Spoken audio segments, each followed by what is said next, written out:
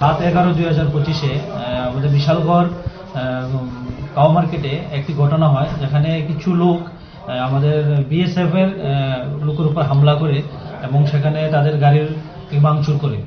তো ওই ঘটনার পরিপ্রেক্ষিতে আমরা একটা কেস রেজিস্টার করি, যা কেস নাম্বার 104/2025। ওই কেস মূলে আমরা প্রথমে একজনকে অ্যারেস্ট করেছিলাম, অ্যারেস্ট করে তাকে আমরা আদালতে প্রেরণ করি। তো ওই কেসেই অভিযুক্ত দীর্ঘদিন ধরে সে পলাতক ছিল। তো গতকাল রাত্রে আমরা গোপন সংবাদের ভিত্তিতে আরেকজনকে আটক করি, যার নাম রবিউল হোসেন, ডাকনাম বলু।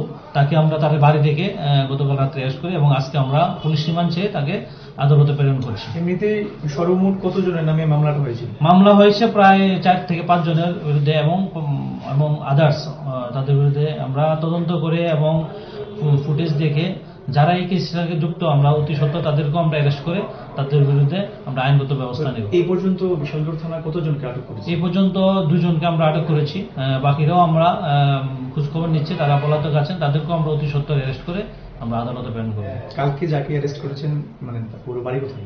বাড়ি হাসান হোসেন পাড়া, দুর্গানগর।